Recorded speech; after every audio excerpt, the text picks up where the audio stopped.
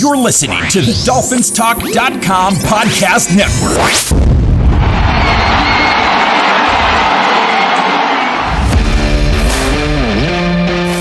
Welcome to Dolphins Talk Weekly, your one-stop audio breakdown of all of this week's Miami Dolphins news. Now, here is your host, Kevin Dern. This week's episode of Dolphins Talk Weekly is brought to you by Caneswear. Caneswear is the place to go for officially licensed apparel for the Miami Dolphins, Miami Heat, the Hurricanes, Florida Panthers, and all the professional and college teams in South Florida. Looking for the latest jersey, a birthday gift, or the newest hat to hit the market of your favorite South Florida team? Check out Caneswear for their overwhelming selection of sports apparel.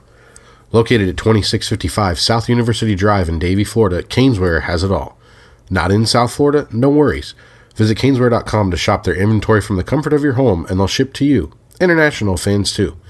Caneswear.com is the spot that Miami fans shop. That's Caneswear.com. Caneswear.com. And back for a new installment of Dolphins Talk Weekly. I am your host, Kevin Dern. You can give me a follow on Twitter at KevinMD4. You can follow the show on DolphinsTalk.com, Spotify, iTunes, Spreaker, Podbean, wherever else you listen to your podcasts. We're there, and make sure you check out the articles on DolphinsTalk.com. Unfortunately, the Dolphins cannot get out of their own way as they fell to 2-5, losing to the Arizona Cardinals 28-27 yesterday as I record this. Some quick housekeeping and administration notes before we get into the meat of the podcast. I do apologize for not getting a podcast up during the bye week. Evan Morris, who had co-hosted some shows with me before the season, and I had talked about getting a show organized. Unfortunately, we were not able to do that. For those that don't know, Evan is in the Navy and was moving to his new squadron in Whidbey Island in Washington State. Because of that and because of my work schedule, we just weren't able to get something together over the bye week. Then, last week after the Colts game, my two daughters brought home colds from school and the babysitter, and Mom and Dad, got them as well, and my voice was gone, and you would not have had an enjoyable experience listening to the podcast, even if the Dolphins had won that game, because I sounded miserable and just didn't feel like recording anything at that point. So I do apologize for that, but we're back now to talk about the aftermath of the 28-27 loss to the Cardinals. I do want to give a few shout-outs to some special people before the podcast begins. First and foremost, we've got a nice whiskey on tap because, well, we can't enjoy the Dolphins season this year, so you might as well enjoy the small things. And that's what a very near and dear friend of mine and I were talking about a little bit before I sat down to record the podcast here tonight. It is his birthday, so happy birthday to my good friend, Travis Wingfield. He is the person who got me into podcasting. We started the Finalysis podcast together back in 2016 as part of the Welcome to Perfectville site. And without Travis kind of encouraging me to be the co-host of that show with him, I wouldn't be here doing this podcast today. So, Travis, for you, a sip of Lagavulin 12. I've already reviewed Lagavulin 12 on the show before. It's one of my favorites. Go out and grab yourself a bottle and just enjoy it. It's one of the best scotches in my opinion. Secondly, wanted to shout out a couple more people. So before recording, I launched a tweet and used some fancy grammatical tools, most notably the double entendre. I said, the Dolphins offense, including Tua, left a lot of meat on the bone yesterday, and the defense just got boned. Finally back to recording another episode of Dolphins Talk Weekly tonight, and a lot of people didn't really get that, and they thought that I meant that the defense played well and the offense blew it. No, that is not the case. That is a double entendre. The offense fared far better than the defense. The defense was pretty damn bad yesterday, but the offense, I think, there's still some opportunities you'd like to have back on certain plays that I don't think they capitalized on. And kind of in a broader overarching, spectrum of the season, their situational football just remains terrible. It's bad. And we'll get into that into the show. But did want to shout out another dear friend of mine, Steve Malone. I don't know if he'll ever listen to this because he is a fan of the New York Jets, but he responded to the tweet. Steve was my roommate my junior year in college and editor of the school newspaper at the University of Dayton. One of the nicest people, one of the most knowledgeable people about any topic I've ever met, and just a damn good sports fan. Like, even if he is a Jets fan, we've watched multiple Dolphins-Jets games together in the past, and he knows what he's talking about, whether it's the NFL, MLB, NHL, college basketball, you name it. Just an all-around good guy, and he stopped on the timeline. Hadn't talked to Steve in a while, so Steve, good to hear from you. Josh and Aaron, I saw you guys tweeted on the podcast. You guys are the impetus of the whiskey segment, so happy to keep that going. And then probably most importantly, Dytel Storm, probably the one fan who just completely, that tweet went over his head. I hope your reading comprehension improves, but good luck to you, sir. So we'll get into the show now and talk about the offense, the defense, and just kind of take stock of where the Dolphins are. 2-5, certainly not where I think even the most cynical of fans thought the Dolphins would be at this point. Obviously, a lot of that you can kind of weigh on not having Tua Tagovailoa for 4 games and a little more than a quarter of that Bills game that he missed in week 2. That stinks. But I think if this team were better coached, were better disciplined, you probably could have gotten to 4-2 going into that Cardinals game yesterday instead of being 2-4. And unfortunately, you have what you would assume to be a scheduled beatdown coming your way in Orchard Park, New York on Sunday. And all of a sudden, the Rams have Cooper Kupp and Puka Nacua back. Dolphins in prime time has not been a good mix in the Stephen Ross ownership era. You could very easily be staring at 2-7 before you come back to Hard Rock Stadium again if you're the Dolphins. And, that's a shame because there's just a lot of talent on this roster, and it hasn't been deployed in meaningful ways this year. And, we'll talk about that as we kind of go further along into the season. So kind of just running through the game yesterday. Offensively, you can't put the ball on the ground as much as the Dolphins did. You had 2 fumbles on the opening drive. Tua got the strip sack, and then Julian Hill got stripped of the ball nearing the goal line after the little shovel pass. Just not good. And the snap, it's a shotgun snap. Maybe it came in a little hard. It certainly wasn't without, outside of Tua's reach. It was no worse than the snap last year at Kansas City at the end of the game that cost the Dolphins. But you'd expect your $200+ million quarterback to be able to handle that. And unfortunately, that cost you 2 points, and you lost that game by 1. There's other kind of major strategic blunders I think the Dolphins made yesterday, but by and large, things were pretty good. They ran the ball well. They averaged 6 yards a carry, 25 for $150. Devon Achane almost got 100 yards by himself. Jaylen Wright averaged 9 yards per carry on 2. But I still don't understand why you're forgoing touches for him to give it to Raheem Mostert. The Cardinals kind of had those outside runs pegged. And I'll give my a tip of the cap to Budda Baker. That dude might be the best safety in the NFL nobody knows about. He's what I think a lot of fans self-included, thought the Dolphins might be getting with Javon Holland. We did not. He's a lot better than Javon Holland. That dude his presence was felt yesterday, and I think one thing that maybe I'm envious of, I thought the Cardinals secondary tackled pretty well. They didn't play the run well, but they can tackle. So you like that situation. You like being able to run the ball. You got 2 rushing touchdowns, kind of easy walk-in touchdowns from Raheem Mostert yesterday near the goal line.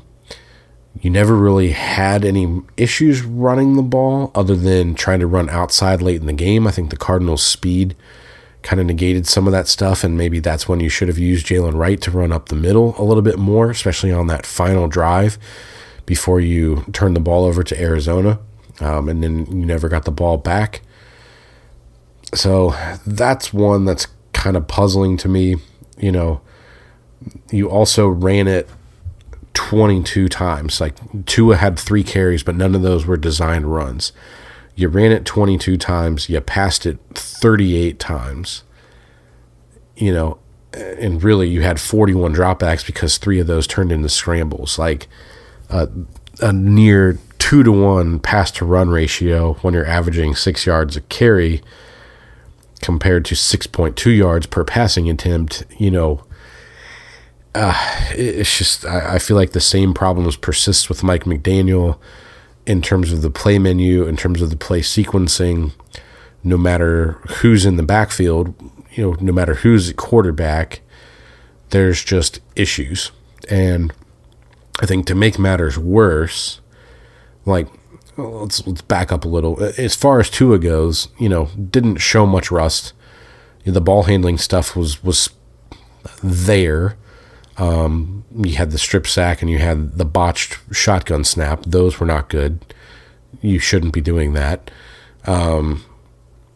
But in terms of the play design and some of the play fakes, the ball handling there with the shovel pass, with the little, I don't know what we'll call it, the Harlem Globetrotter behind the back on the end around, that stuff was all there. I thought some of the play fakes he made were pretty good when they got him on the move. They did some nice stuff with him to kind of get him out of the pocket and got him some easy throws. And, Arizona's plan was pretty clear. They were going to say, okay, whatever you're going to do, you're not going to beat us deep and you're not going to beat us over the middle of the field, which is where Tua's been lethal since coming into the Mike McDaniel system. He's been lethal in those 15 to 20-yard intermediate routes over the middle.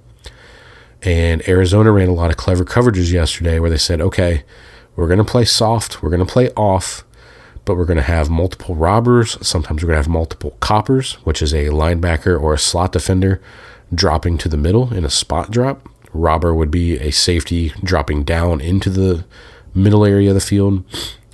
So essentially they're forcing Miami to throw it to the outside. And by and large, I thought Tua did Let's start that over. Tua did a pretty nice job of taking what the defense gave him in terms of being able to get the ball out quick, out to the flats. You saw some nice, designed RPO stuff to Alec Ingold, to Julian Hill. You saw some nice throws to Jonnu Smith, kind of attacking the short seams, basically the hook area. You saw some nice third down throws to Tyreek and to Waddle. It was a solid performance, nothing earth-shattering, and I thought that's kind of one thing where Miami left some meat on the bone is, number one, you had drops. You had Jaylen Waddle drop that ball at, the 2 or the 3 yard line on the drive right before half. That gets you a first down right there with more time at your disposal to come up with something better offensively. We'll talk about that sequence here in a moment. Julian Hill had the drop on the design fade. That wasn't good. There was the deep ball to Tyreek Hill where I don't know if Tua did this intentionally or not, but kind of put some air under that one and almost kind of made it a back shoulder throw where if Tyreek had kind of sat down a half step earlier, he probably gets a big gain or draws a defensive pass interference call on that. There was also the sequence, I believe it was on the shorter field goal the Dolphins kicked, where No, it might have been on the touchdown drive, but they had the sequence where Jonnu Smith ran an over route, broke away from both safeties. Tua didn't see it, and I think he ended up checking it down to Waddle for a short gain. But even Mark Schlereth caught that one on the broadcast. Like, just some stuff that they missed there in terms of just general passing game. Nice to see them get D. Eskridge involved. I think he needs to be involved a little more. He's at least got some wiggle after the catch. I know his time in Seattle was plagued by drops, and that's why they were comfortable letting him go. But he was able to at least attack the middle and get open, which is something they've struggled to do so far with Braxton Berrios, who, I'll never be happy that a player got injured, but if I never see him in a Dolphins uniform again, I'll be pretty happy because he cannot separate worth a damn. Odell Beckham Jr., I really don't see any value add from him at this point. That experiment, I think, is one that's gone wrong. And then Malik Washington, I think, is still kind of learning this offense. You'd like to see him involved a little more. I think the big involvement that sticks in my mind from him yesterday is they had, I believe it was the design run to Jonnu Smith was there, and I forget which defender kind of ran over Malik Washington and broke in and made that tackle. Now, again, I still don't know why we're trying to do these little design runs and shovel passes to Jonnu Smith and stuff, but it is Mike McDaniel. It is what it is.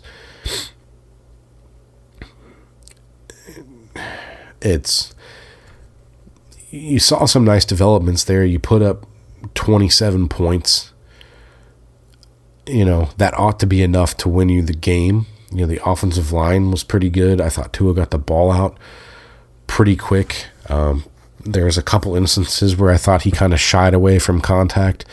The most notable one was the final third down that Miami had the ball when Arizona rushed. I believe they brought 7 on that play. Miami had a screen dialed up, which is the perfect call. Someone got on top of Tua pretty quick, and he kind of shied away. And, I'm sorry to say, but if you're a $200+ million quarterback, you either need to move and be able to get that ball to Devon Achane in the flat, or you got to stand there, take the hit, and get the ball to Devon Achane in the flat and let him get a first down. It might have gone for a touchdown. There's nothing but green grass in front of him, and he had 2 blockers for 2 deep defenders.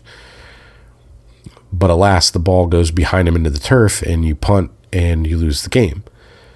You have a play like that. You have the safety where you botch a snap. Those things are I would put on Tua. But you also have other sequences like before the half, you get a first down and 10 at the Cardinals' 12-yard line. You hit a 6-yard run, I believe, to Achane. And then you let the entire play clock melt down. You have another run for 1 yard. You've got to burn a timeout. And then the best play call you have is that fade pass to Tyreek Hill. Yes, I agree there should have been pass interference called on the Cardinals' corner. I think that was Greg Dortch. But that's the best we can come up with in that situation. Like the goal line fade to Tyreek Hill has not worked since the opening game of 2023 against the Chargers. That play should not be in the playbook. Or you need to find some other receiver that can actually jump up and go get the ball. And that guy just doesn't exist on the Dolphins roster at this point. So that's a missed opportunity. Later in the game, you score the final touchdown with Mostert to make it, at the time, 26-18. And instead of going for 2 to go up by 10, which would put you up 28-18, you opt to kick the extra point to go up 27-18. Now, it's still a 2-score game, but even if you go for 2 and miss it, it's 26-18. The Cardinals would still have to get a touchdown and a 2-point conversion to tie you. Okay? Then, even if you don't get it, and the Cardinals end up with 28 points, if you're able to get a stop earlier on that drive and able to force the Cardinals into that field goal, at 26, all you need is a field goal to go ahead and win the game. So there was really no downside risk to going for 2, and the Dolphins didn't do it, and you end up losing the game by 1. That To me, a coach who went to Yale ought to be able to look at that. That's not even a difficult analytical thing to look at. You need to be going for 2 in that situation, and it burned you. And I think what's more damning is he saw the inverse of that last year in the Titans game when the Titans did it down by 2 scores late in the game, and they ended up winning. You look at who the Titans head coach was at the time, Mike Vrabel, and you can connect some dots if this season keeps going belly up. That's a guy who at least knows situational football, and he runs circles around Mike McDaniel in terms of situational football. And I think what's the worst part about this game is the penalties weren't an issue. You had 2. The special teams were good. You got the best return game of the season. Your kick coverage was pretty good. Sanders made a 50-plus yarder. Even Jake Bailey's punts were pretty solid. You had a nice day from the special teams for a change, and you still lost this game because of the defense. Now, and this is the most Dolphins thing ever.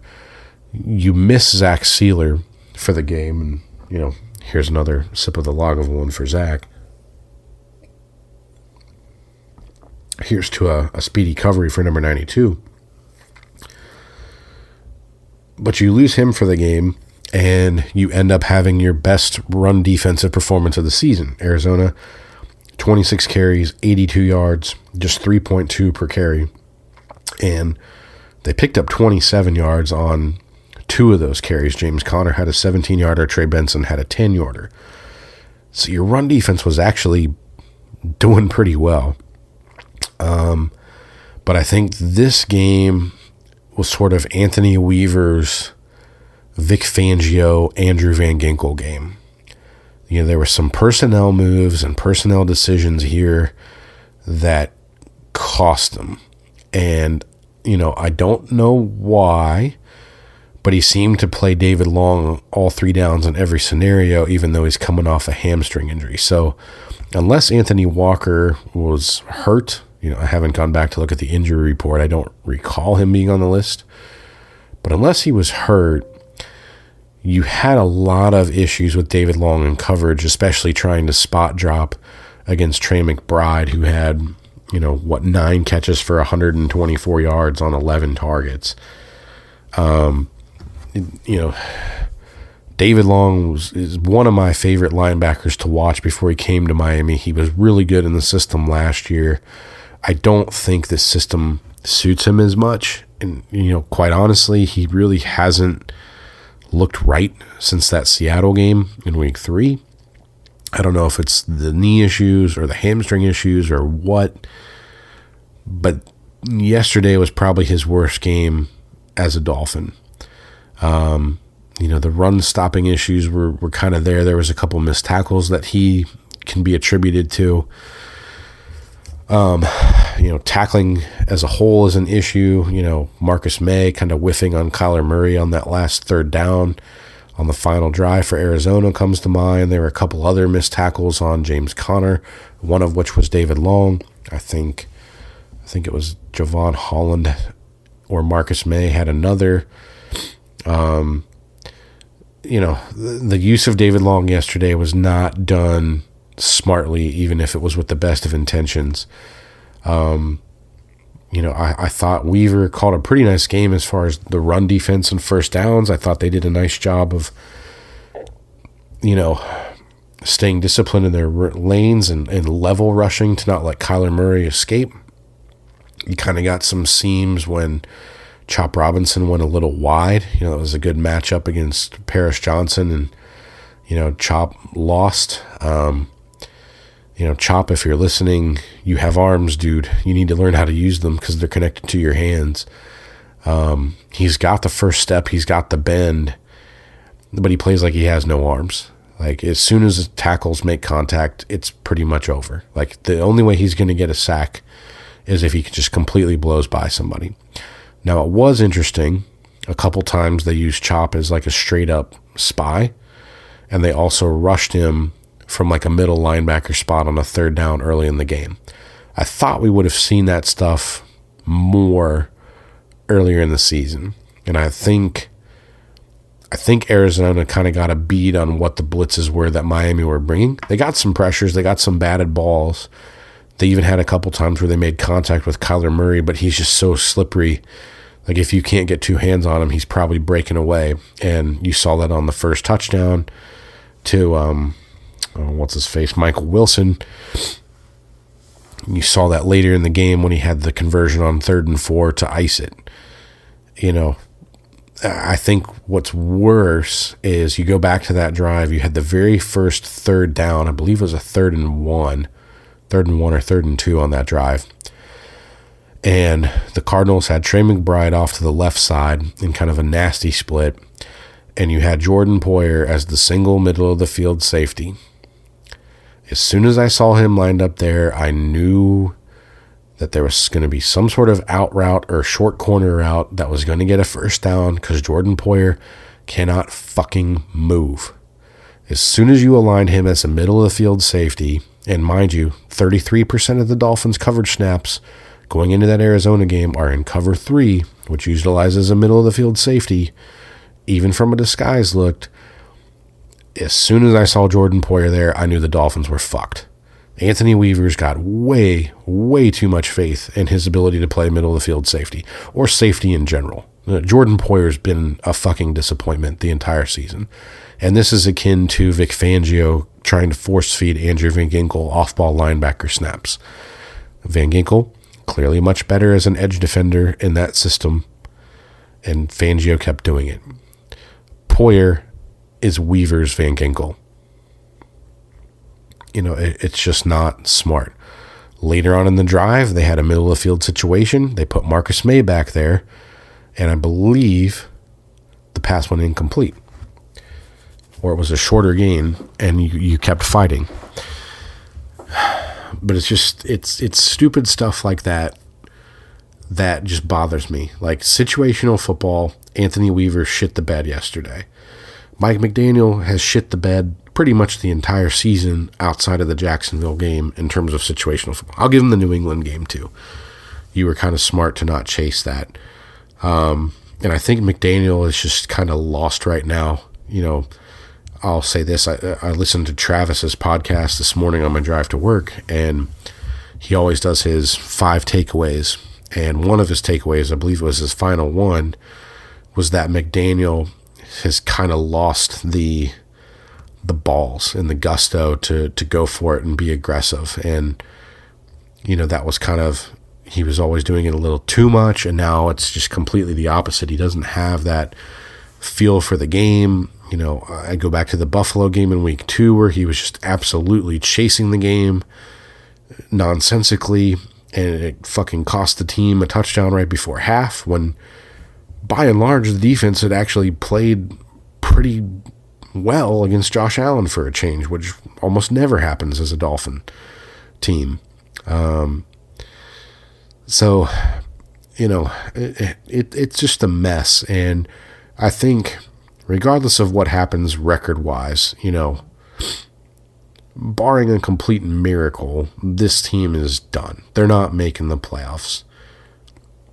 You still have road games against Buffalo, the Rams, Green Bay on a short week, Houston. You got a home game against San Francisco, which will probably have things figured out by then. And you still got 2 games that are likely to be below 40 degrees where the Dolphins are 0-7 under McDaniel, the final 2 games of the season. So this thing could get pretty ugly in a hurry.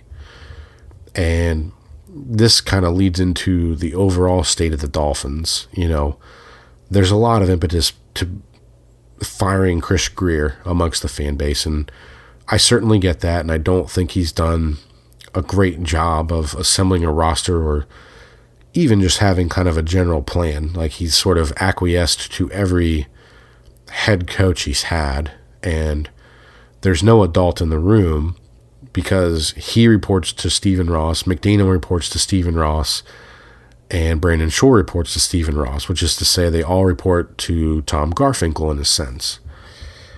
And, you know, the guy who's running the business side of the organization shouldn't be that attuned to making football decisions.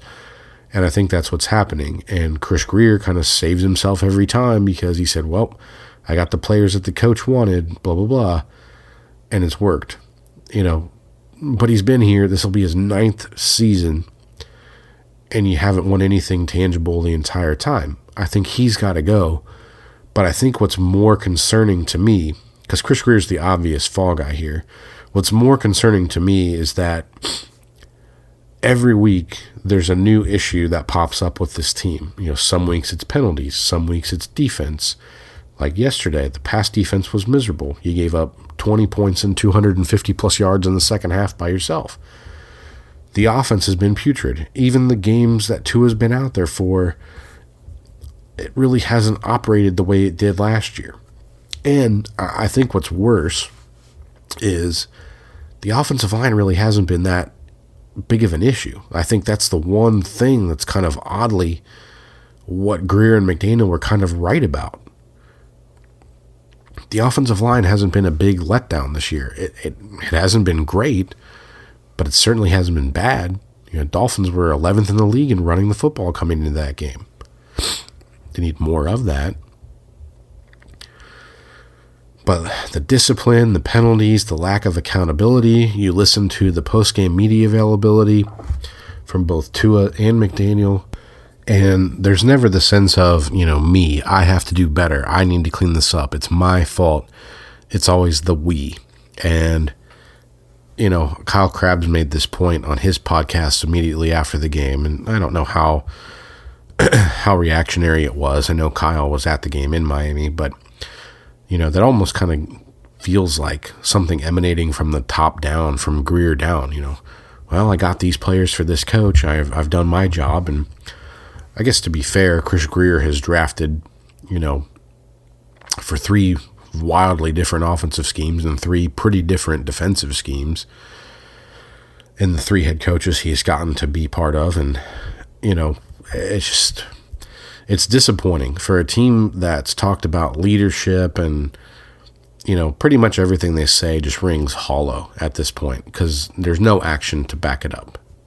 Whether it's McDaniel, whether it's Tua, whether it's Tyreek Hill, nobody here is taking accountability, and we just haven't seen things get fixed.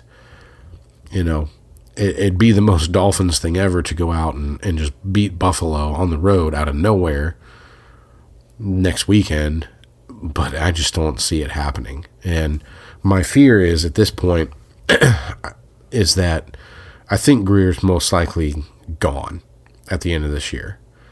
My fear is that you see Stephen Ross do another half measure, and we'll leave the Tua debate alone for now. But look at Grier's entire track record here. He inherited the team in 2009 from Wayne Huizenga. But you look at what happened. He was at odds with Bill Parcells. Parcells was gone. Ireland took over all things football, and then Tony Sparano was the head coach. Dolphins start poorly in 2011. Sparano's gone. He keeps Jeff Ireland. Brings in Joe Philbin. That doesn't work out, so they axe Ireland and bring in Dennis Hickey. They need a babysitter for Dennis Hickey, so Mike Tannenbaum comes in 2015. That doesn't work, so they get rid of Philbin and Hickey, and they keep Tannenbaum and promote Grier and bring in Adam Gase. That doesn't work, so they fire Gase, they keep Grier, they get rid of Tannenbaum. Like, it's never the full measure. It's always some sort of half measure or, 2 but not 3. Grier brings in Brian Flores. Flores doesn't play nice in the sandbox with others, doesn't like Tua.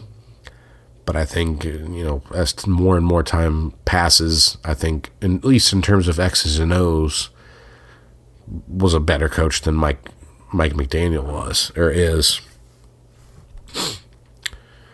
And then you get rid of Flores, and then you bring in Mike McDaniel, and you immediately decide, well, we're not going to let you hire your own defensive coordinator. I know McDaniel had some ideas about who he wanted to hire at that time, but they saddled him with Josh Poyer, and then you get rid of Poyer, and you bring in Fangio. Fangio and McDaniel kind of go at odds just because they're birds of a different feather. And now Fangio's gone, and you bring in Anthony Weaver, and, you're sitting at 2-5. I think a lot of the concerns I spoke about all offseason are kind of poking up with the defense. You know, the run defense, other than yesterday, has been pretty putrid. You've gotten fat off of playing bad quarterbacks, you know, Anthony Richardson, Jacoby Brissett, Mason Rudolph. I don't really know what you would consider Geno Smith at this point. Your mileage probably varies. Trevor Lawrence and the Jaguars haven't been good. You know, Josh Allen didn't put up monster numbers, but they were hugely efficient in that game, given the bunch of short fields they had to work with. And it's just nothing about this team is anywhere close to as good as it was last year. And I think you're sort of seeing the House of Cards effect here where, you know, we've been held up by these big plays and Hill, Waddle, and Tua, and it's just not there. Teams are too smart. They're taking things away. They're spamming the middle of the field, taking a page out of the 2022 Chargers book or what the Chiefs have done to Miami, I guess twice now in the McDaniel era, and rotating safeties and making the picture difficult for Tua. And it just doesn't function against good teams, especially on the road when you can't do all the checks and the motions and all that stuff. If you do get rid of Grier and you keep Mike McDaniel, are you just spinning your wheels for another season? Because that's what it feels like. That's what it feels like with, you know, I think of the Joe Philbin situation. You should have fired him after the Bullygate bullshit in 2013, and then when they collapsed down the season, you kind of knew they weren't it, and he wasn't it at that point. And then you gave him another year, and then gave him an extension. Like, you know, at this point, I think the best bet for Miami is just to tear it down. And as much as I like Tua and think he's a good quarterback, I'm not even beholden to him. Like, the whole Tua era has just kind of been exhausting. He's not elite, and I'm just kind of over it. And I think the sooner Miami hits the reset button, the sooner you have a better chance to win things. You need someone who's been in a winning organization to come in here and take charge. I think you need a coach who's been there before and has learned how to handle situational football, how to met out discipline when needed, how to manage a game flow. You know, this stuff to me sounds like Mike Vrabel. I don't know. It's just, it feels like no matter what the Dolphins do on Sunday every week, you're just rearranging deck chairs on the Titanic. It's all sinking. And the longer you keep on playing with Tua Tagovailoa as your quarterback, I brought up this analogy before, it's like lighting the fuse on a bomb. You know, it might not go off that game. It might not go off the next game. But rest assured, it's going to go off again at some point. And when it does, he's already missed a month for this concussion. How long is he going to be made to sit out for the next time? And I don't just mean by the team doctors. It just, you know, someone posted a picture today of Hard Rock Stadium with like a gray rain cloud over it. And, you know, for us Dolph fans, it's been over the franchise, you know, since Dan Marino left. And I just don't see it getting any better anytime soon. You know, this team just isn't good enough. They're not a complete team. They fail to play complementary football. That's complementary with an E, not an I. You can see my PSA on Twitter about that. I think 99% of the Dolphins fan base doesn't know which version to use. It is not the version with the I. That is like a compliment, a complimentary bottle of wine. A complement with an E is something that goes hand in hand or completes itself. Complementary football with an E is what you need to use. Sorry, I had to get that out. That's my old man yelling at the cloud moment on the show. But for right now, you know, I think the biggest thing to do the rest of the season is just take stock and see who is playing like they want to be here. See if you can get actual games of clean football, which you had from two phases of the game for the most part on Sunday, and then one phase fell off the cliff. we need to see if Anthony Weaver is for real or if he's just, the defense has gotten fat statistically off of bad teams. Because Kyler Murray as a whole is not as good as he played on Sunday. He was phenomenal Sunday, but that's not who he is week in, week out. And it's unfortunate the Dolphins made him look that way. But I think Anthony Weaver gave him sort of an easier test to pass than he has with some of the other quarterbacks.